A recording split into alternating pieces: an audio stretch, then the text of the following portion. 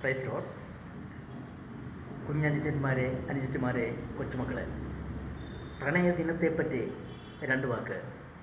ഫെബ്രുവരി 14 ലോക പ്രണയ ദിനമായിട്ട്, അന്താരാഷ്ട്ര പ്രണയ ദിനമായിട്ട് ആചരിക്കുന്നു. അതിൻ്റെ അടയാളം, പ്രണയദിനത്തിൻ്റെ അടയാളങ്ങൾ പ്രാവുകൾ, റോസപ്പൂക്കൾ, എന്നതുപോലെ തന്നെ ഹൃദയങ്ങൾ, ഇതെല്ലാമാണ്. അന്ന് പ്രേമിച്ച് നടക്കുന്നവരെ, അതോടൊപ്പം തന്നെ ദമ്പതിമാരും അവർ പുതിയ വസ്ത്രങ്ങളണിഞ്ഞ് അവർ ടൂർ പോകുന്നു, സന്തോഷത്തോടെ ടൂർ പോകുന്നു. എന്നതുപോലെ തന്നെ നല്ല ഭക്ഷണങ്ങൾ ആസ്വദിക്കുവാൻ വേണ്ടിയിട്ട് അവർ ഒരുമിച്ച് സവാരി ചെയ്യുന്നു. അങ്ങനെ അതുകൂടാതെ ഇഷ്ടങ്ങൾ പങ്കുവയ്ക്കുന്നു, അതുകൂടാതെ സമ്മാനങ്ങൾ കൈമാറുന്നു.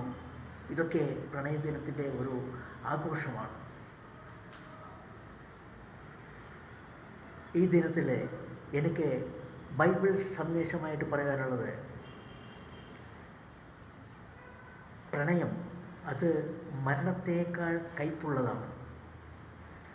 നമ്മൾ പ്രണയിച്ചാൽ, പ്രേമിച്ചാൽ അത് വഞ്ചനയില്ലാത്ത പ്രേമമായിരിക്കണം, പ്രണയമായിരിക്കണം.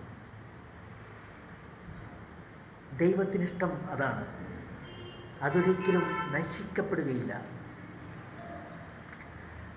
പ്രേമാഗ്നിയെ അത് കെടുത്താനായിട്ട് ഒരു ജലപ്രവാഹത്തിന് സാധിക്കില്ല. ഒരു പ്രവാഹത്തിനും അത് ആഴത്തിലേക്ക് കൊണ്ടുപോകാൻ സാധിക്കില്ല.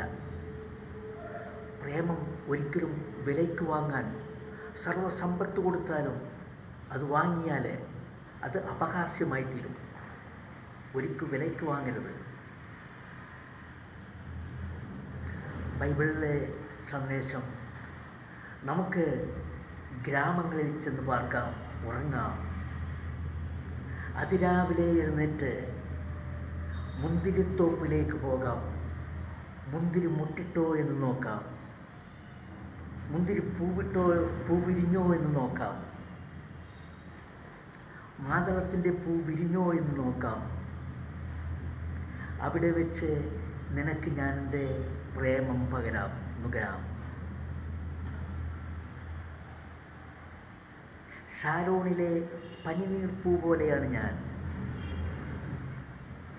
താഴ്വാരങ്ങളിലെ മുള്ളുകൾക്കിടയിലെ ലില്ലിപ്പൂ പോലെയാണ് കന്യകമാരുടെ ഇടയിൽ നീ. പ്രണയിനി അത് കേട്ടിട്ട് തൻ്റെ പ്രിയതമനോട് പറയുകയാണ്, പ്രിയ കാമുവിനോട് പറയുകയാണ്,